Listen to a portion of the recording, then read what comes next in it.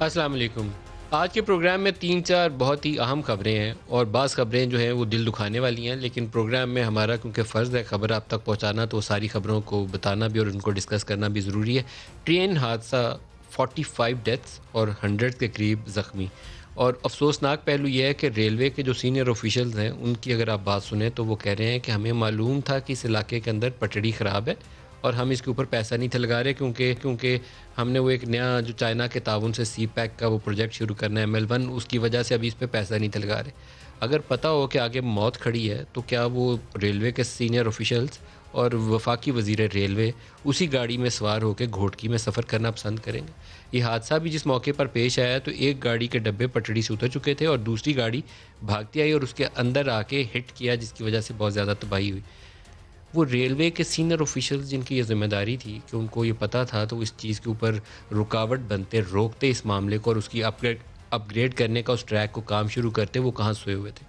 پچھلے کئی وزیر جھوٹ بولتے ہیں تواتر ٹی وی کے اور میڈیا کے اوپر سامنے آ کے کہ 70 سالوں سے ریلوے خسارے میں تھی، ہم آئے ہیں تو ریلوے منافع میں بدل گئی ہے۔ یہ جھوٹ آپ کو شیخ رشید کی زبانی بھی سننے میں ملا، یہ جھوٹ آپ کو اعظم سواتی کی زبانی بھی سننے میں ملا، اور یہ جھوٹ آپ کو پچھلے دور میں خواجہ سعد رفیق کی زبانی بھی سننے میں ملا۔ بڑے بڑے حادثے ہو جاتے ہیں اور بندہ چھوڑ کے جانے کے اوپر تیار ہی نہیں ہے۔ شرمندگی نام کی چیز جو ہے وہ تو پاس ہی نہیں ہے نا۔ اکاؤنٹیبلٹی اور ذمہ داری کا تعین کرنا وہ کسی اور دنیا کے لیے ہے۔ چائنا وزیروں کو پھانسی دیتا ہے، ہم تو یقین نہیں رکھتے۔ کوریا میں وزیر اعظم استعفیٰ دیتا ہے، یہاں تو یقین ہی نہیں ہم رکھتے۔ وہ دنیا کے اور خطے ہیں جہاں پر یہ کام ہوتا ہے۔ ہمارا اکاؤنٹیبلٹی صرف سیاسی مخالفین کو چور ڈاکو کہنے تک محدود ہے۔ اپنا اگر مار کے چلے جائے تو پھر ہم کہتے ہیں کہ یہ پچھلی حکومتوں کا کیا دھر ہے۔ آج بھی فواد چودھری کا بیان جو ہے وہ افسوسناک ہے کہ اعظم سواتی کو استعفیٰ دے خواجہ سعد رفیق کی غلطی کے اوپر۔ تو اب 4-5 جو زندہ وزیر ہیں ان کو پکڑ کے ریلوے کے وزیر لے آئیں، کٹہرے کے اندر کھڑا کر لیں، ساروں کی سزا ہو جائے گی۔ سوائے کرپشن کے کچھ نہیں ہوا، لمبے لمبے خسارے ہیں اور اس قوم کو باقاعدہ چونا لگا رہے ہیں۔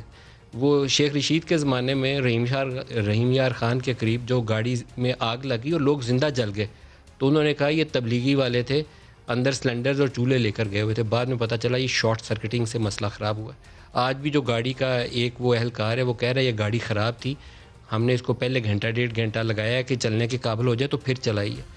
تو لیکن شرمندگی نہیں ہونی، ذمہ داری کا تعین بھی نہیں ہونا، ایسے ہی چلنا ہے جی۔ وزیر نے بھی نہیں کہیں جانا اور آفیشیل ٹائم کہیں نہیں جانا۔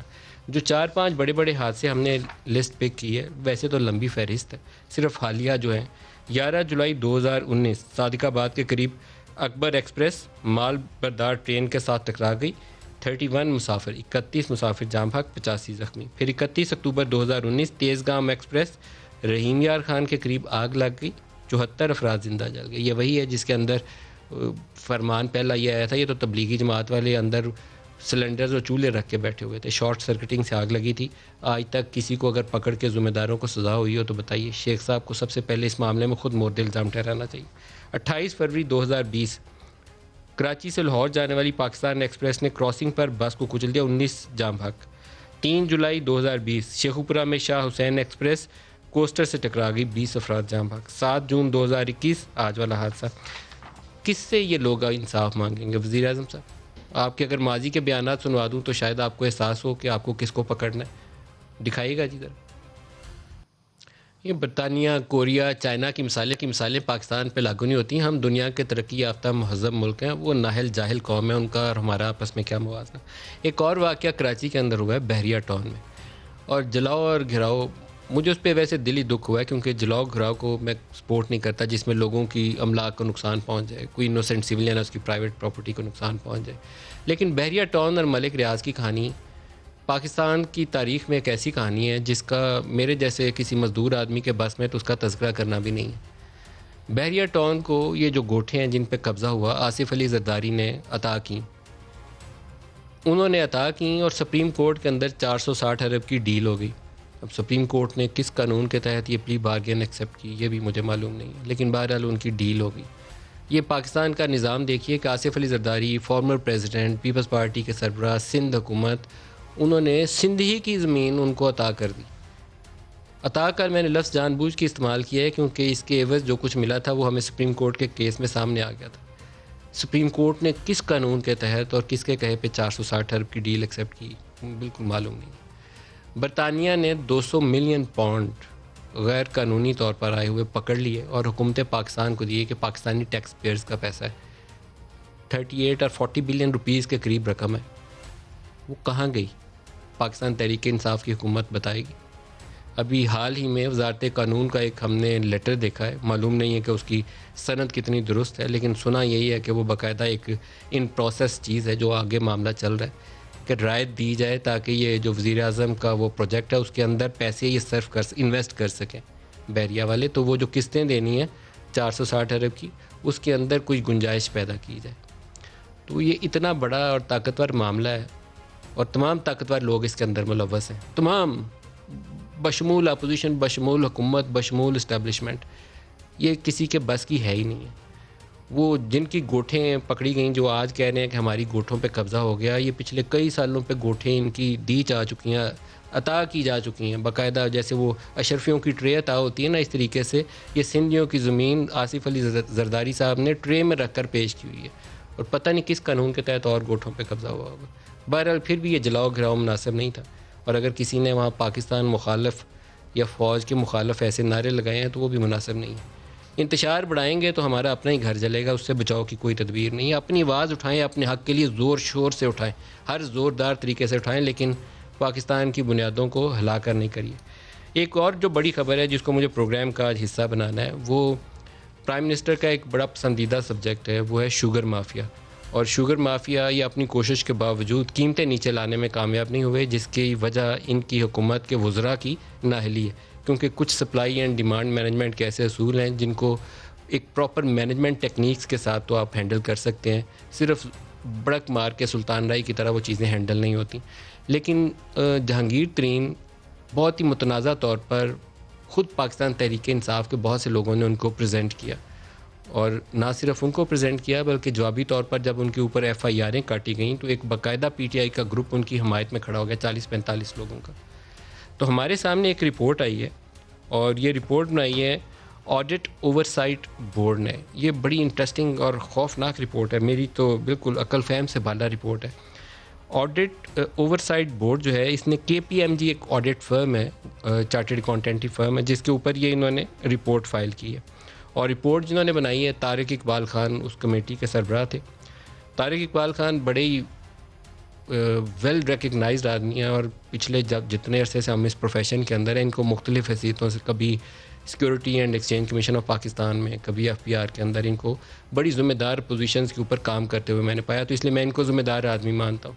بلکہ ایک ایسا موقع تھا کہ آج سے 20-25 سال پہلے یہ وہ کامن ٹیکس آئیڈینٹیفائر، یہ جو آج کل ہم کہتے ہیں نا سی این آئی سی کے اوپر سارا ٹیکس کٹنا چاہیے، یہ وہ شخص تھے جو کہتے تھے اس زمانے میں. ایف بی آر والوں نے ان کی ایک نہیں سنی، اس وقت کی حکومتوں نے بھی ان کی ایک نہیں سنی، ان کو ایف بی آر سے فارغ کر دیا. یہ کہتے تھے کہ ایک نمبر کے اوپر سب کا ٹیکس کاٹو، ٹریک کرو تاکہ ٹیکس چوری کا راستہ رکے.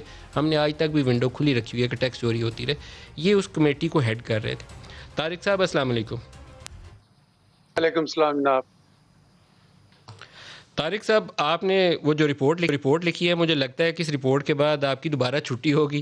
جیسے آپ ایف بی آر والوں کو پسند نہیں آئے تو یہ آڈٹ اوورسائٹ بورڈ والوں کو بھی پتہ نہیں آپ کتنے دن پسند آئیں گے. کے پی ایم جی کو آپ نے 35 ملین روپے فائن کیا ہے، اور یہ بھی کہا ہے کہ کامران یوسفی اور کے پی ایم جی ایک سال کسی آڈٹ رپورٹ کے اوپر دستخط نہیں کریں گے. یہ آپ نے کیوں کہا ایسا؟ انہیں کیا کیا انہوں نے ایسا گھپلا جس کی بنا کے اوپر آپ کو یہ کہنا پڑا؟ اچھا جناب ندیم ملک صاحب، تھینک یو ویری مچ. پہلا تو یہ ہے کہ یہ 35 لاکھ روپے ہیں، ملین نہیں ہے. 35 لاکھ ہے، ٹھیک ہے. ہمارے لا میں میکسیمم پینلٹی 50 لاکھ کی لگ سکتی ہے، ہم اس سے زیادہ لگا ہی نہیں سکتے. تو یہ پہلی چیز. تو اب ہم نے 3 انہیں وہ under 36 C C of the act 35 lakh روپے فائن ہوا ہے. 35 لاکھ روپے. ہاں، میں نے کہا کس وجہ کریکشن سے کر کیا دیں. آپ نے یہ فائن؟ اچھا، وہ میں بتا دیتا ہوں کہ دیکھیں بات یہ ہے کہ ہمارا جو ہے audit oversight board is the regulator of the auditors. ہماری جورسڈکشن میں کمپنی نہیں آتی. کمپنی کی جورسڈکشن ابھی تک ایس سی سی پی کی ہے، اور یہ جو باقی قصے تھے شوگر ملز وغیرہ کے، سٹا ہوا تو فلاں ہوا، وہ پھر کمپٹیشن کمیشن میں چلی جائے گی وہ جورسڈکشن. تو میں اپنی جورسڈکشن کے اندر رہتے ہوئے ہم نے ایک کام کیا ہے کہ کیا آڈٹ فرم نے under the auditing standards read with financial reporting standards, international accounting standards and fourth schedule of the companies ordinance 2017, کیا ان پہ عمل کیا ہے کہ نہیں کیا. ہم نے اس میں, یہ کافی بڑی رپورٹ ہے ہمارا, اس میں ایچ پوائنٹ پہ ہم نے کہا کہ شو کاز میں ہم نے یہ چیزیں پوچھی, ان کا جواب آیا ہے, بلکہ اس سے پہلے کی بھی کارروائی ہوئی وہ ہم نے اس میں ڈاکیومنٹ کر دی ہے. تھوڑا تو شارٹ کر جواب دیں, آنے بات لمبی ہو جائے گی. آپ کے خیال میں وہ کیا رانگ ڈوئنگس تھیں, میل پریکٹسز تھیں, پروسیسز وہ کہاں کہاں فالو نہیں ہوئے جس پہ آپ کو فالو بیسیکلی کرنا؟ یوں سمجھ لیں. اچھا مختصر اگر جی بات کرنی تو میں یہ بتا دیتا ہوں کہ جو آڈیٹنگ پروسیجرز انہوں نے پرفارم کرنے کے بعد فیصلہ کرنا تھا وہ آڈیٹنگ پروسیجرز فالو نہیں کیے بیسک. اور یہ کون سی کمپنی کا تذکرہ ہو رہا ہے جہاں پہ انہوں نے فالو نہیں کیا؟ ہم نے تو اپنے آرڈر میں ہر جگہ پبلک انٹرسٹ کمپنی ہی لکھا ہے, لیکن بیسیکلی یہ ریفرنس آیا تھا ہمیں SECP سے کہ صاحب آپ اس کمپنی کے جو آڈیٹرز ہیں ان کا ریکارڈ دیکھ لیں کہ کیا انہوں نے کام اپنے اس مینڈیٹ کے مطابق کیا ہے کہ اور وہ نہیں کیا آپ ہے. کس کمپنی کا اور تذکرہ کر رہے ہیں طارق صاحب؟ وہ JDW. JDW جہانگیر ترین کی کمپنی کا تذکرہ کر رہے ہیں. KPMG نے اس کی جی آڈٹ رپورٹ بنائی جی اور آپ نے KPMG کو 35 لاکھ جرمانہ کر دیا ہے کہ اس نے صحیح رپورٹ ہی نہیں بنائی. ہاں, کہ انہوں نے جو کام کر کے یہ جواب نکالنا تھا وہ کام نہیں کیا, اس کا ایویڈنس موجود نہیں ہے, یا اس قسم کی آپ نے چیزیں ایک جیسے جگہ پہ اس کو بولا, آپ نے اس رپورٹ کو, بڑی 72 پیجز کی رپورٹ ہے, آپ نے ایک جگہ پہ بولا کہ ان کی کرشنگ کیپیسٹی وہ زیادہ ہے. رپورٹ یہ کرتے ہیں کوئی 2 ملین ٹن, بعد میں پتہ چلتا ہے یہ 10 ملین ٹن. یہ 2 اور 10 میں 5 گنا کا فرق ہے, 5 گنا کا. نہیں, نیم پلیٹ جو ہم نے اس میں مینشن کی ہے وہ مجھے یاد نہیں, لیکن میرے خیال 5 ساڑھے 5 ہے. لیکن اصل بات یہ ہے کہ ڈفرینٹ ریکارڈ جو کمپنی کے پاس موجود تھے, مثلا ایکسائز کی ایک ہوتی ہے RT4 پہ کوئی فگر ہے اور ان کے بکس میں کوئی فگر ہے, اور وہ ان ساری 3 ریکارڈز کو وہ ریکنسائل نہیں کرتے. وہ ریکنسائل کرنے کے بعد اگر یہ فیصلہ کرتے کہ ہمارے خیال میں یہ کیپیسٹی ہے, تو ہم سمجھتے ہیں کہ انہوں نے اپنا آڈیٹنگ پروسیجر پورا کیا. وہ پروسیجر ہی پورا نہیں کیا, مختلف ریکارڈ مختلف جگہ پڑے رہ گئے. پھر آپ نے کہا کہ کسانوں سے وہ جو گنے کی خریداری کی رقم ہے اس کے اندر بھی آپ کو میل پریکٹسز نظر آئی ہیں, وہ کیا تھیں؟ ہاں, اس میں کئی قسم کی ہیں. دیکھیں سب سے امپورٹنٹ تو مجھے یہ لگتی ہے کہ اگر لا یہ کہتا ہے کہ آپ 10% سے زیادہ پہ لون نہیں دیں گے اور یہ 12 پہ دے دیا گیا ہے, تو انہوں نے اسے لا کو دیکھنا تھا, لا کے مطابق یہ دیکھنا کہ 2% یہ ہے, پھر اس کی مٹیریلٹی دیکھنی تھی, وہ سارا کام انہیں کرنا تھا, تو وہ انہیں اوور چارج کیا گیا ہے. تھرڈ, آپ نے کہا ہے کہ ایڈوانس میں پیسے لیے گئے شوگر کی سیل کے, بڑی رقم ہے, اربوں میں رقم ہے, کو پتہ نہیں 10 ارب ہے کہ کتنی ہے, اور اس کے ساتھ سیلز ٹیکس بھی ایڈوانس میں کاٹا گیا. اس کے اندر بھی پھر آپ نے پوری ڈسکرائب کیا اس کو کہ کہاں کہاں غلط کام ہوا ہے, اس کو اپنی زبانی 9 بتا دیں. ارب کی ٹوٹل 9 ارب کے ٹوٹل وہ ایڈوانسز ہیں, اور اس میں انہوں نے بات کی ہے کسٹمرز. پھر اس میں مختلف قسم کی توجیہیں موجود ہیں جو کہ لیگلی ٹینیبل نہیں. تو یہ کیسے KPMG نے کر دیا جی؟ KPMG ریپیوٹیڈ فرم ہے, تو اس کو پتہ نہیں چلا کہ یہ کیا رپورٹ لکھ رہے ہیں, اس کی وجہ کیا تھی, اس غلط رپورٹنگ کی وجہ کیا تھی؟ ندیم ملک صاحب, یہ سوال تو انہیں پوچھنا چاہیے آپ کو. آپ کا خیال ہے انہوں نے سر کیسے آپ نے کر دیا؟ 35 لاکھ کا فائن کیا ہے, تو آپ نے ان کو انکمپیٹنس پہ فائن کیا ہے یا ان کی کرپشن پہ فائن کیا ہے؟ نہیں, کرپشن نہیں. میں یہ سمجھتا ہوں یہ lack of application of mind ہے. جو کام انہیں کرنا تھا, اب اگر 3 لیول میں ڈٹرمن کروں, ایک ان تو کا سر سینئر لیک آف آدمی جا کے اپلیکیشن آف کام مائنڈ کو کرتا ہے. نااہلی کہیں گے ہم؟ سر لیک آف اپلیکیشن ہاں آف مائنڈ کو اردو میں ہم نااہلی بولیں؟ ہاں, آپ کہہ سکتے ہیں. اب دیکھیں میں ایک چیز کہنا چاہتا KPMG ہوں کو کہ نااہلی پر ایک ان 35 کا لاکھ جرمانہ ہوا, ٹھیک ہے. ندیم ملک صاحب ایک سینئر ہے, پھر اس کے بعد ایک مینیجر ہے, پھر پارٹنر ہے.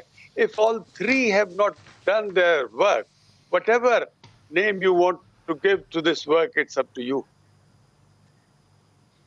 سر اس میں ملی بھگت بھی آپ کو نظر آئی کہ نہیں نظر آئی؟ Yes, I honest answer. can say, لیکن یہ میرے نہیں. دیکھیں بات یہ ہے کہ ہم نے سارے کچھ رپورٹ میں لکھ دیا ہے. Every thing is documented. اب یہ ہے کہ اس رپورٹ کے آگے جن لوگوں نے فیصلہ کرنا ہے وہ اور لوگ ہیں. رپورٹ میں نے فائنلائز کر کے ریلیونٹ آپ اس رپورٹ کے اوپر فیصلہ کس نے کرنا ہے سر؟ ہم نے جو فیصلہ کرنا تھا وہ یہ تھا کہ میرے لا میں جتنی پینلٹیز تھی سوائے ڈی رجسٹریشن آف فرمز کے وہ ہم نے لگا دی ہیں. which is the money, which is the person who has not performed, اس کا 1 سال کے لیے یہ جو ہے پبلک انٹرسٹ کمپنی کا کی آڈٹ رپورٹ سائن نہیں کر سکتا اور 100 گھنٹے جو ہے اپنی پروفیشنل ایجوکیشن اور ٹریننگ کر کے پھر دوبارہ اس میں آڈیٹنگ میں آئے گا. تیسری چیز ہے فرم کو ریپریمانڈ کر دیا ہے. Now, there is a big firm, اور اس میں بہت مسئلے آئیں گے مجھے پتا ہے, لیکن یہ اب ایسی سی پی کی ڈومین میں چلا گیا. آپ کی رپورٹ جو ہے اور یہ فیصلہ کہ وہ جے ڈی ڈبلیو سے کیا کریں گے یا کے پی ایم جی سے کیا کریں گے یا اس کے اوپر کام ایسی سی پی کرے گا؟ دیکھیں میری جوریسڈکشن میں جتنا کام تھا میں نے مکمل کر دیا ہے. اگر میں اپنی جوریسڈکشن کو کراس کروں گا then I would be held liable judicially. وہ میں نے نہیں کیا. اب اس کے بعد جس نے کام کرنا ہے وہ کر سکتے ہیں. اس کی روشنی میں جو مرضی وہ کام کر لیں کیونکہ بیسک کام میں نے کر دیا کہ غلطیاں کہاں کہاں ہیں. اچھا میں وکیل کی طرح میں جب کہتا ہوں آڈٹ اورسائٹ کو I step into the shoes of the board. یہ سر کارپوریٹ میل پریکٹسز کے زمرے میں آئے گا کہ اس کے اوپر کوئی کرمنل لائبلٹی بھی ہے؟ وہ ایس سی سی پی کے پاس وائڈ اختیارات ہیں. آپ اس پہ کیا سجیسٹ کرتے ہیں؟ یہ آپ کا تجربہ, آپ ایس سی سی پی میں رہ کے آئے ہوئے ہیں سر, کمشنر تھے آپ کو تو پتہ ہی ہوگا اس پہ کیا ہونا ہے. میں بہت کچھ سجیسٹ کرتا ہوں لیکن اگین جوریسڈکشن سے باہر نہیں جانا چاہیے. رائے دے دیں, اپنی رائے دے دیں. ندیم علی کیا یہ غلط بات ہے؟ مجھے اپنی جوریسڈکشن میں رہنا چاہیے. اس پہ نہ رائے دیں, میں نے بریک پہ جانا ہے لیکن ایک سوال آپ سے پوچھ لیتا ہوں. ایک سوال پوچھ لیتا ہوں, باقی ایس سی سی پی والے خود ہی کام کر لیں گے, ان کے وہ کافی دوست ہیں وہاں پر, ان کو پکڑنے کے لیے کچھ نہ کچھ کریں گے ہی وہ. ایک اور میرا آپ سے سوال ہے, آپ ایف بی آر میں بھی رہے ہوئے ہیں. ایف بی آر والوں نے پچھلے سال تاریخ میں ایک بڑا ظالم کام کر کے دکھایا تھا. انہوں نے کہا ہم نے پہلے سے زیادہ ٹیکس اکٹھا کر لیا. ہمیں بڑی پریشانی ہوئی کیونکہ ان سے ٹیکس ہی نہیں تھا اکٹھا ہو رہا. پھر انہوں نے کہا ہم نے ٹیکس ریفنڈ دینے ہیں 100 ارب روپیہ, وہ ریفنڈ دیں گے ہم, لیکن اس کے لیے سپلیمنٹری بل کلیم کریں گے, سپلیمنٹری بجٹ لیں گے وفاق سے, کیونکہ پرائم منسٹر نے اپنے پیکیج کے اندر کرونا والوں کے لیے اناؤنس کیا ہوا ہے. تو ریفنڈ دیا ایف بی آر نے اور سپلیمنٹری بل انہوں نے پیش کر دیا فائنانس والوں کو کہ ہمیں 100 ارب روپیہ دو, اور انہوں نے کہا یہ 100 ارب ہم نے اضافی ٹیکس اکٹھا کیا. اس سے بڑی چیٹنگ ہو نہیں سکتی. اب اس کے اوپر آڈٹ آبجیکشن آ گئی ہے. سر آپ کا محکمہ کچھ اس کے اوپر بھی ایک رپورٹ بنا کے پیش کرے, آپ کا سابقہ محکمہ. میرا سٹاف تو بہت کم ہے. میرے پاس ٹوٹل 18 لوگ ہیں جن میں سے 3 نان ٹیکنیکل ہیں, 2 ڈرائیور, 1 پی این, اور باقی جو ہے آئی ٹی, اور اس سے بھی مائنس کر دو فائنانس والوں کو جو اکاؤنٹس مینٹین کرتے ہیں. تو میرے پاس تو ٹوٹل سٹاف جو ہے وہ کتنا 14 نکل آئیں گے, 13 نکل آئیں گے. لیکن میں نے ایک کام کیا چارج لینے کے بعد, نان ٹیکنیکل آدمی گھر پہ جو آتے ہیں میرے پاس سارے experienced chartered accountants ہیں. If somebody has to confront the top level firm and their senior partners, then his own knowledge should be perfect. بالکل صحیح. خوش رہیے جناب طارق اقبال صاحب, بہت شکریہ آپ نے ہمیں جوائن کیا. ایک بریک لیں, بریک سے واپس آئیں گے تو باقی ایشوز ڈسکس کریں گے. ہمارے ساتھ رہیے گا.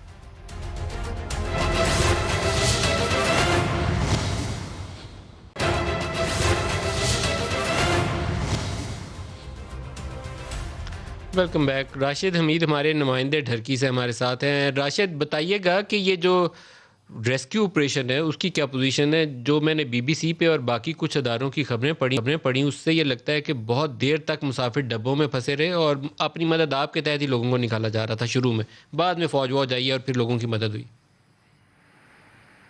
جی بالکل ندیم صاحب، یہ وقوع جو ہے، جو انسیڈنٹ ہے، جو افسوسناک حادثہ ہے، یہ تقریباً 3 بجے صبح پیش آیا ہے، اور اس کے بعد جو ہے 8 بجے سے 8:30 بجے کے قریب جو ہے ریسکیو اور باقی جو ادارے ہیں وہ یہاں پر پہنچے ہیں، لیکن جو ریسکیو کا عمل ہے، جو یہاں پر آپریشن ہے، وہ اب بھی جاری ہے یہاں پر، اور 47 جو اموات جو ہیں وہ ہو چکی ہیں، اور 8 سے 10 افراد کو جو ہے یہاں پر جو بگیاں تھیں ان کو کاٹ کر جو ہے وہ نکالا گیا ہے، اور ٹوٹل اموات جو ہے اب تک 47 جو ہے وہ بتائی جا رہی ہے، جبکہ 80 سے زائد جو زخمی ہیں انہیں مختلف اسپتالوں میں منتقل کیا گیا ہے۔ اب بھی جو ہے جو ٹریک ہے اس کی بحالی کے لیے جو ہے وہ کام کیا جا رہا ہے، اور یہاں پر جو ہے ریسکیو آپریشن بھی جاری ہے۔ اس کے علاوہ پاک فوج اور رینجرز کے جو جوان ہیں وہ بھی اس آپریشن میں جو ہے وہ حصہ لے رہے ہیں۔ کچھ اطلاعات یہ تھیں کہ جو یہاں پر اہل علاقہ ہیں انہوں نے یہاں پر فوری طور پر جو طبی امداد ہے وہ دی ہے، اس کے بعد جو ہے ریسکیو اور باقی جو ادارے ہیں وہ یہاں پر پہنچے ہیں، اور اب جو ہے تقریباً ملبہ جو تھا راشد، یہاں اس پر اس علاقے کو جو میں ہے پٹڑی کی کیا صورتحال ہے؟ کیونکہ ہم نے یہ خبریں پڑھی ہیں، میں ابھی ڈھرکی میں آج کی صورتحال کے اوپر خود تو تجزیہ نہیں دے سکتا، لیکن آپ کیونکہ وہاں پہ لوکیشن پہ ہیں تو بہتر بتا سکتے ہیں۔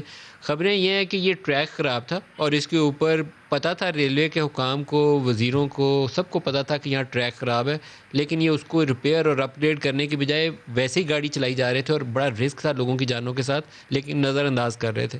آپ نے وہاں کیا صورتحال دیکھی ہے؟ ٹریک کی صورتحال کیا ہے؟ جی بالکل ندیم صاحب، آپ نے صحیح کہا کہ جو ٹریک کی صورتحال ہے وہ کچھ بہتر نہیں تھی۔ روہڑی سے لے کر خانپور تک جو ہے جو ٹریک ہے اس کو خونی ٹریک کہا جاتا ہے۔ یہاں پر جو حادثات ہیں وہ معمول بن جاتے ہیں، اور 10 سے زائد جو حادثات ہے اس جو ٹریک ہے اس پر رونما ہو چکے ہیں، اور ریلوے کو، انتظامیہ کو، وزراء کو بھی پتہ تھا کہ یہ ٹریک جو ہے کافی خراب ہے۔ آج جو ڈی ایس ریلوے سے ہماری بات ہوئی ہے تو ان کا یہی کہنا تھا کہ اس حادثے ذمہ دار ہیں وہ خود اس کے ذمہ دار ہیں، اور اس سے یہ ثابت ہو رہا ہے کہ جو ٹریک کی جو حالت تھی وہ کچھ بہتر نہیں تھی، اور اس پر توجہ نہیں دی گئی۔ ماضی میں بھی یہاں پر حادثات رونما ہوئے ہیں، لیکن آج جو ایک افسوسناک ثانیہ اس کو ہم کہیں گے جو پیش آیا ہے یہاں پر، اس میں 47 افراد کی جو ہے وہ اموات ہوئی ہے۔ جو ورثہ ہیں راشد وہ صاحب، غم بہت سے شکریہ، آپ نڈھال ہیں۔ ہمارے ساتھ اور رہے۔ طلال چودھری صاحب چلتے ہیں، جو راشد نے ٹرم استعمال کی وہ بہت ہی افسوسناک ہے۔ انہوں نے کہا کہ اس کو خونی ٹریک کہتے ہیں، خونی ٹریک، مطلب یہاں روزانہ حادثے ہوتے ہیں، اور یہ پتہ ہو حکومت وقت ہو کہ ہمارے لوگ بیٹھ کے گاڑی میں جائیں گے تو وہ خونی ٹریک ہے، وہاں حادثہ ہوگا، تو وہ کیسے ان کی ہمت پڑتی ہے کہ اس کو گاڑی میں بٹھا کے اس راستے سے گزارا جائے۔ طلال چودھری صاحب، کوئی طریقہ کار نہیں ہے؟ اب 10-20 سالوں سے میں تو سن کے یہ باتیں تنگ آ گیا ہوں، جو نیا وزیر آتا ہے وہ کہتا ہے ماضی کی لوٹ کھسوٹ، اب ریلوے کو میں نے منافع میں ڈال دیا، بیڑا غرق کر دیا ریلوے کا بھی، اور لوگوں کی جانوں سے کھیل رہے ہیں ہم۔ بسم اللہ الرحمن الرحیم۔ ندیم ملک صاحب، میں تو حقائق کی بات کروں گا، اور سب سے پہلے تو یقیناً ہم نے تو کبھی ایسے دعوے نہیں کیے تھے کہ اگر کوئی حادثہ ہو جائے تو پھر اس کے بعد استعفیٰ دے دینا چاہیے، اگر کوئی حادثہ ہو جائے، کوئی کشتی ڈوب جائے تو وزیر اعظم کو ہٹا دینا چاہیے۔ ہم تو حقیقت کی بات کرتے ہیں، اور ہمارے وزیر ریلوے آج انہوں نے پریس کانفرنس کی ہے۔ میں تو چاہوں گا آپ بڑے اس طرح کے پروگرام کرتے ہیں، کسی دن سعد رفیق صاحب بھی ہوں، اور کم از کم ان کا بھی کوئی ایسا نمائندہ ہو تاکہ بعد میں وہ ڈینائی نہ کر سکے۔ ہم نے جو کیا ہے اور وہ آپ کے سامنے رکھیں گے، اور بار بار یہ ابھی M1 کی بات کر رہے ہیں۔ میں آپ کو صرف ایک حقیقت اور ایک حقائق بتانا چاہتا ہوں کہ M1 2016 اور 17 میں اس کا فریم ورک اپروو کیا گیا، اس کے بعد اسی سی پیک کے اس کو ڈال کر 16 اور 17 میں ہی دوبارہ سے جو ہے کیا کہتے ہیں ٹیکنیکل ڈیزائن کی اپروول اس کی ہوئی، یعنی ٹیکنیکل ڈیزائن کی اپروول بھی ہو گئی، اور اس کے بعد جو فریم ورک ایگریمنٹ تھا وہ بھی ہو گیا۔ اس کے بعد 43 ارب روپیہ جو کہ چاہیے تھا اس کو ریلوے کو، وہ مانگا گیا وفاقی حکومت نے بار بار M1 کی بات کرتی ہے، وہ 43 ارب دینے کی بجائے 16 ارب مائنس کر دیے ریلوے سے۔ تو یہ M1 تو حقیقت میں اس وقت چل ہی نہیں رہا، سوائے بیان بازی کی حد تک۔ اگر M1 کا انتظار کر رہے ہیں تو یہ تو ٹریک اگر M1 چل رہا ہوتا تو آج تک بن چکا ہوتا۔ یہ پرائورٹی پہ سب سے پہلا جو فیز تھا وہ اسی جگہ کا تھا، اس کے بعد یہ ملتان لاہور کا تھا، اور آخر میں آ کے لاہور سے پنڈی کے درمیان تھا جہاں پر نیا ٹریک بچنا تھا۔ تو اگر وہ M1 کا جو کہ ہم کر کے گئے تھے وہ آج تک چل رہا ہوتا تو یہ کم از کم یہ خونی ٹریک خونی نہ رہتا۔ اس خواجہ سعد رفیق کا آپ نے تذکرہ کیا ہے تو ان کی سٹیٹمنٹ سن نہیں لیتے ہیں، دکھائیے گا سب کیا انہوں نے؟ آپ تو استعفیٰ مانگا کرتے تھے لودرا پہ، تو عمران خان صاحب پہنچ گئے تھے وہاں پہ، استعفیٰ دے دو. اپنی بار استعفیٰ لینا یاد نہیں آتا؟ اپنی بار آنکھیں بند ہیں، کان بھی بند ہے، منہ بھی بند ہے. اپنی بار اگر انویسٹیگیشن کرنی ہے جہانگیر ترین کی تو وہ علی ظفر صاحب کریں گے. ہماری باری ہے تو وہ نیب کے پاس جائے گی. اور لاڈلا جسے کہتے ہیں. فردوس بی بی کا بھی کوئی سٹیٹمنٹ تھا، وہ بھی دکھائی دیں. دکھانا تو نہیں چاہیے ویسے. اللہ کے فضل و کرم سے یہ اس سال پہلا حادثہ ہے. قوم کو وہ دن یاد ہیں جب ہر دوسرے دن یہی ریل ٹریک جو ہے کسی نہ کسی حادثے کا شکار ہوتا تھا. جب وہ ہمارے سارے لوگ یہاں پریشان ہیں کہ فردوس بی بی کہہ رہی ہیں کہ اللہ کے فضل و کرم سے یہ پہلا حادثہ ہے. بی بی دعا مانگیں کہ اور حادثہ نہ ہو، خدا پاک سے معافی مانگنی چاہیے. پرائم منسٹر کا بیان ایک دفعہ دوبارہ سن لیں، پھر چلتے ہیں ساتھ صاحب کے پاس. دوبارہ دکھائیے گا جی. آج ایک اور خبر ہے جو نیو یارک ٹائمز نے دی ہے. ریلوے والی خبر سے میں تھوڑا آگے چلوں کیونکہ ساری خبریں پاکستان کے حوالے سے بہت اہمیت کی حامل ہیں. افغانستان سے امریکیوں نے فوج واپس بلانی ہے. تو نیو یارک ٹائمز کی خبر کہتی ہے کہ سی آئی اے، اس کی ہیڈ لائن میں پڑھ رہا ہوں کہ C I A scrambles for new approach in Afghanistan, اور C I A scrambles for new approach in Pakistan. اس خبر کو کھول کے آپ پڑھنا شروع کریں گے تو آپ کو پریشانی ہونی شروع ہو جائے گی، کیونکہ یہ خبر یہ کہتی ہے کہ سی آئی اے کے جو چیف ہیں ولیم برنز، وہ حالیہ ہفتوں میں پاکستان کا ایک ان اناؤنسڈ خفیہ جسے ہم اردو میں لکھتے ہیں خفیہ دورہ کر کے گئے ہیں اور پاکستان کے تمام بڑوں سے ملاقات کر کے گئے ہیں. انہیں ملاقات کرنے کی ضرورت کیوں پیش آئی؟ کیونکہ ان کو ضرورت ہے اس وقت، وہ امریکی حکام یہ کہتے ہیں کہ انہیں پاکستان کے اندر بیسس چاہیے فار کاؤنٹر ٹیررزم آپریشن. اور اس خبر کے اندر یہ دعویٰ کیا گیا ہے کہ پاکستانی حکام سے جب ان کی ملاقاتیں ہوئیں تو پاکستانی حکام نے یہ کہا کہ آئندہ سے اگر ہم آپ کو بیسس دیں تو پھر آپ نے جو بھی کوئی ٹارگیٹڈ اٹیک کرنا ہوگا افغان سوائل کے اوپر تو اس کی پہلے اپروول آپ ہمارے سے لیں گے. یہ بڑی ایک انٹرسٹنگ ٹوسٹ ہے اس کے اندر. اور دوسری خبر کا حصہ یہ ہے کہ اس سے پہلے جو ان کے سیکرٹری ڈیفنس نے ٹیلی فونک انٹریکشن کیا ہے پاکستان کے بڑوں سے، سٹیک ہولڈرز کے ساتھ، اس کے اندر خاص طور پر اس مسئلے کو ڈسکس کیا گیا. پھر یہاں خبر چل پڑی کہ نصیر آباد جو پاکستان کا علاقہ بلوچستان میں، وہاں پر ایک بیس تیار کی جائے گی جہاں سے امریکہ کاؤنٹر ٹیررزم آپریشن جو ہے وہ رن کرے گا. اس کے علاوہ وہ سینٹرل ایشین جو کچھ ریاستیں ہیں وہاں پر بھی اپنی بیسز بنائے گا. قطر کے اندر بھی ایسی خبر آئی کہ وہ وہاں سے بھی آپریٹ کرے گا. لیکن پاکستان سے ہی کیوں؟ پاکستان میں مشرف دور میں 3 بیسز کی خبر تھی، شمسی کی، جیکب آباد کی، اور ایک اور بیس تھی کہ ان 3 بیسز سے امریکی ڈرون اڑتے تھے یا ان کے جہاز اڑتے تھے کرتے تھے. پھر وہ زی سروسز یا وہ بلیک واٹر کی بھی خبریں آئیں کہ وہ بھی پاکستانی بیس سے، شمسی بیس سے یا شہباز ایئر بیس سے آپریٹ کرتے تھے اور یہاں سے ان کی باقاعدہ میزائلیں لگائی جاتی تھیں ان ڈرونز کے اوپر. وہ ہمارے علاقوں پہ آ کے بعد میں میزائل برساتے تھے. تو کیوں، کس قانون کے تحت؟ کیا اس پارلیمنٹ نے اس کے اوپر بحث کی ہے؟ کیا اس کے اوپر وزیر اعظم نے آ کے قوم کے سامنے رکھا ہے کہ یہ امریکہ مانگ رہا ہے اور یہ ہمارے سامنے صورتحال ہے؟ بوٹس آن گراؤنڈ نہیں ہوں گے. یہ تو بیان ایک ہم نے پڑھا ایک وزیر کا، لیکن کیا پارلیمنٹ کے اندر آپ نے وہ پالیسی اپنی ٹیبل کی ہے؟ میں چاہوں گا اس کے اوپر طلال چودھری صاحب، آپ کی جماعت اور باقی تمام جماعتیں اور پی ٹی آئی اس کے اوپر ایک باقاعدہ بحث کرے، 4-5-7 دن لگائے اس کے اوپر، قوم کے سامنے حقائق رکھے اور پھر ایک پالیسی لے کر سامنے آئے.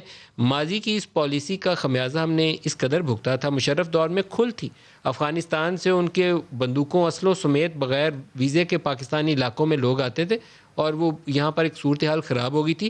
جنرل اشفاق پرویز کیانی کے وقت اس پالیسی کو ریورس کیا گیا کیونکہ ہماری سیکورٹی تھریٹن ہونا شروع ہو گئی تھی.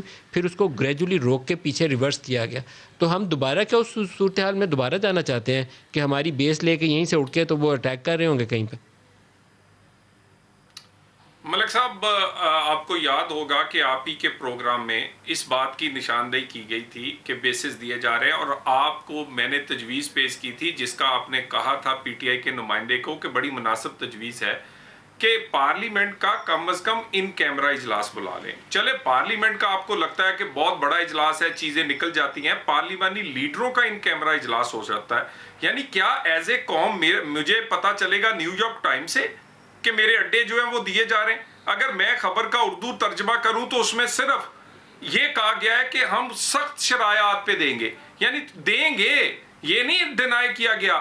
اور اس کے بعد اگر مجھے اسرائیل کو تسلیم کرنے کا پتہ چلتا ہے وہ بھی بین الاقوامی جریدے سے چلتا ہے.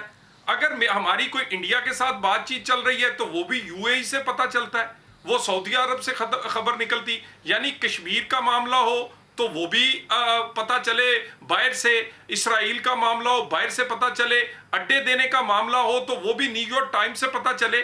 کم از کم ہمیں جو ہمارے ایز اے قوم بیچا جا رہا ہے اتنا ہی بتا دیں کہ کتنا ہمارا مول لگا ہے, کتنی ہماری قیمت لگائی گئی ہے, یا کس. دیکھیں گزارش یہ ہے, میں ملک صاحب ایک بات بڑی تلخ حقیقت ہے, یہ جو یمن وار تھی, اگر وہاں پر میاں نواز شریف فوج بھیج دیتے اور پاکستانی مفاد کا خیال نہ کرتے, نہ ان کو پاناما میں تکلیف ہوتی, نہ سعودی عرب اور کئی ایسی جگہوں پر ہمارے تعلقات خراب ہوتے. یعنی ہم نے تو اپنی سیاسی اور ذاتی جو اور وہ تمام چیزیں قربان کی پاکستان کے مفاد پہ, مگر جب آپ پارلیمنٹ کو اس طرح کر دیں گے کہ مشرف دور یاد آ جائے کہ ٹیلی فون پر باتیں ہوں گی یا خفیہ ملاقاتیں ہوں گی, تو پھر تو سودا ہو رہا ہے. اس کا مطلب اگر سودا نہیں ہو رہا تو قوم کے سامنے رکھیں, پارلیمنٹ نہیں تو پارلیمانی لیڈروں کا ان کیمرہ اجلاس ہونا چاہیے. نہیں سر, سودا وودا نہیں کوئی کر سکتا, میں نہیں مانتا اس بات کو کہ کوئی سودا کر سکے, لیکن پاکستان کا مفاد یہ ہے کہ اس کو آپ ڈسکس کریں, پارلیمان کے سامنے لائیں. جنرل امجد شعیب صاحب ہیں ہمارے ساتھ دفاعی جنرل صاحب السلام علیکم. جی وعلیکم السلام. سر یہ جو سی آئی اے والی خبر آپ نے پڑھی ہے کہ سی آئی اے بیسز ڈھونڈ رہی ہے پاکستان میں, اور ولیم برنز نے پاکستان کا وزٹ کیا ہے, اور لائیڈ آسٹن جو ان کے ڈیفینس سیکرٹری ہیں انہوں نے براہ راست اس کے اوپر تفصیل سے بات چیت بھی کی ہے, اور وہ براہ راست اشارہ ہے اس میں کہ ملٹری لیڈرشپ سے بھی بات ہوئی ہے اور سویلین سائڈ سے بھی بات ہوئی ہے. کیا کرنا چاہیے ہمیں؟ کیا یہ پاکستان کا مفاد ہے کہ ہم اپنے اڈے دے دیں کہ یہاں سے اٹھیں اور وہ کہیں اور جا کے حملہ کریں؟ نہیں, یہ مفاد بھی نہیں ہے, اور بڑا اس میں آسان طریقہ ہے. ہمارے پاس ہمیں اس کا تجربہ ہے کہ ہم نے پارلیمنٹ کے ذریعے آگے امریکہ کا رستہ بند کیا تھا یہاں سے, جب سلالہ کا واقعہ ہوا, سلالہ کے واقعے کے بعد. جی بالکل. تو آج بھی پارلیمنٹ سے ایک ریزولوشن کرا دیں کہ جی ہم نے بیسز نہیں دینے تو میٹر ول اینڈ.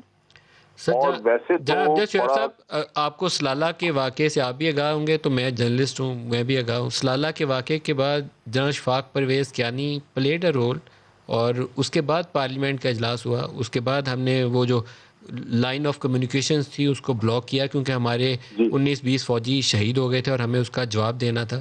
تو کیا ابھی بھی آپ سوچتے ہیں کہ آرمی چیف ارج کریں گے پارلیمنٹیرینز کو پرائیویٹلی, جس طرح بہت سارے ایف اے ٹی ایف کے موقع پر بھی ہوا, کہ ایک بلائیے اجلاس اور ریزولوشن پاس کریے؟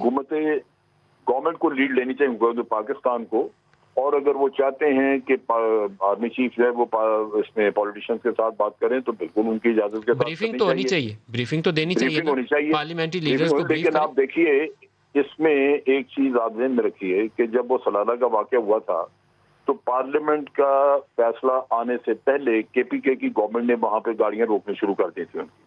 سر یہ اس وقت آرمی چیف کا رول تھا. سر میں جرنلسٹ ہوں, میں اس میں کیا سرائی پہ نہیں جاتا, میں آپ کو خبر بتا رہا ہوں. آپ کو پتہ ہے سارا, لہذا یہ تو ایک ہماری ٹریڈیشن اس وقت کی موجود ہے, اور آج بھی ہم اس طرح کھڑے ہو سکتے ہیں. اصل چیز یہ ہے کہ جو امریکہ سے جو خبریں آ رہی ہیں وہ دو طرح کی ہیں. امریکہ یہ کہہ رہا ہے کہ جناب پاکستان سے جو ہم نے بات کی تو وہ یہ پاکستان نے کہا جی کہ ہماری کنڈیشنز ہیں, پہلے کنڈیشنز پاکستان نے موسٹ پروبلی ایک ڈپلومیٹک پوسچر اپنا درست رکھنے کے لیے ساتھ سنا دیں, وہ تقریباً انکار ہے. وہ کنڈیشنز جو ہیں وہ ایسی ہیں کہ وہ امریکہ کو اگر آپ یہ کہہ دیں کہ ہم بیسز نہیں دے رہے, وہ یا یہ کنڈیشن سامنے رکھ دیں, دونوں کا مطلب ایک ہی نکلتا ہے.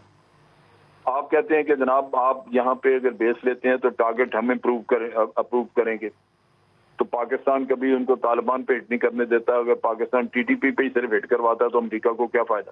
سر مجھے تو لگتا ہے کہ یہ ایک ورکیبل سولوشن ہوگا امریکیوں کے لیے, کیونکہ ایسی کنڈیشن نہیں ہے کہ وہ انکار کر سکے.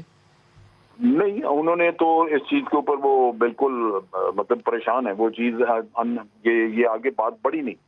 اور دوسری طرف یہ ہے کہ بڑا بعض ایک گورنمنٹ نے میسج دیا ہے کہ جناب سوال ہی پیدا, پارلیمنٹ نے کہا ہے کہ بیس دینے کا کوشچن ہی سوال ہی پیدا نہیں ہوتا. لیکن in spite of that I would say کہ پارلیمنٹ میں ایک سیکورٹی بریفنگ کروا لیں آرمی چیف سے, اور اس کے بعد اس کے اوپر پارلیمنٹ فیصلہ کر دے. پارلیمنٹ کے کیے ہوئے فیصلے کو باہر کوئی بھی چیلنج نہیں کر سکتا. یہ بات درست ہے آپ. جناب امجد شعیب صاحب بہت شکریہ, آپ ہمارے ساتھ رہے. ایک بریک لے لیں, بریک پہ طلال صاحب سے جواب لیتے ہیں. ہمارے ساتھ رہیے.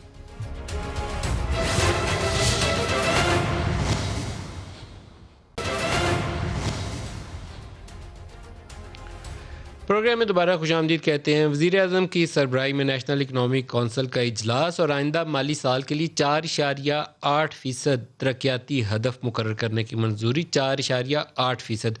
رواں سال 3.94 کا ہدف حکومت پہلے جاری کر چکی ہے, تو آئندہ سال کے لیے 8% ٹارگیٹ رکھا جا رہا ہے. اس کے علاوہ جو PSDP اسپینڈنگ ہے اس کے لیے 900 ارب جو پبلک سیکٹر ڈیولپمنٹ پروگرام ہے 900 ارب اور مجموعی طور پر جو ترقیاتی اخراجات ہیں اس کے لیے 2100 ارب رکھنے کی تجویز ہے. اس کے علاوہ جو ہائر ایجوکیشن کمیشن ایک بڑی تنقید تھی پچھلے 1-2 سالوں میں کہ اس کا بجٹ کاٹ دیا گیا ہے. بجٹ بہت زیادہ ہوا کرتا تھا لیکن کاٹ کے یونیورسٹیوں کی حالت کافی بری ہو گئی ہے, تو اس کو اپ گریڈ کرنے کے لیے اور خاص طور پر اب یہ جو ڈسٹینس لرننگ کا کنسیپٹ ہے اکارڈنگلی وہاں پر سہولیات پیدا کرنے کے لیے زیادہ وسائل کی ضرورت ہے. تو آئندہ سال کے لیے 42 ارب روپے ہائر ایجوکیشن کمیشن کے لیے رکھنے کی تجویز ہے. ہمارے ساتھ طلال چودھری صاحب ہیں. طلال چودھری صاحب دوبارہ ایک کامنٹ اس کے اوپر بھی ہو جائے اس سے پہلے کہ ہم پروگرام ختم کریں. اقتصادی ترقی لوگوں کی زندگیوں میں بہتری لانے کے لیے بہت ضروری ہے. ترقی ہو تو روزگار بھی ملتا ہے اور ترقی ہو تو غربت بھی ختم ہوتی ہے. آپ کا کامنٹ اس پہ. ایک ملک صاحب یہ جتنے فگرز دیتے ہیں دیکھیں نا یہ خود ہی پھر اس کو ڈینائی کر دیتے ہیں. پچھلے 3 سال میں پہلے 2 سال جو PSTP ہے وہ 550 سے زیادہ نہیں گئی. اس کے بعد اس سال میں ابھی آپ سے کہہ رہا ہوں یہ 650 سے زیادہ نہیں جائے گی. اور یہ میں دوبارہ یہ ریکارڈ پہ رکھنا چاہتا ہوں یہ 900 ارب کی شعبدہ بازی ہے. ٹھیک ہے نا جی. اس کے ساتھ جب آپ 5800 رکھیں گے کہ آپ جی 5800 ارب ٹیکس اکٹھا کر لیں گے جو کہ ہوگا نہیں, تو کٹ جو ہے وہ آخر میں آ کے ادھر ہی لگتے ہیں. یہ 600 650 سے زیادہ نہیں بڑھے گا. یہ ایکچولی الیکشن بجٹ کے طور پر سب سے زیادہ جو اس میں 2 نمبری کی گئی ہے وہ انہوں نے ان کا جو ایک نعرہ تھا کہ MNA MPS کو نہیں فنڈ دینا, سب سے زیادہ پیسے جو ہیں 70 ارب صرف MNAs کو اور الائز کو خوش کرنے کے لیے ان کی جیبوں میں ڈالے گئے. سو یہ باقی PSDP کے ترقی کتنی ہوگی یہ ساری ایک صرف لوگوں کو دکھانے کے لیے میں دوبارہ کہہ دوں یہ 900 ارب کی جو PSDP ہے یہ یہاں تک نہیں جا سکیں گے, یہ 700 بھی کراس نہیں کر سکیں گے. سو 4.8 ہو ہی نہیں سکتی. بہت شکریہ آپ کا طلال چودھری صاحب.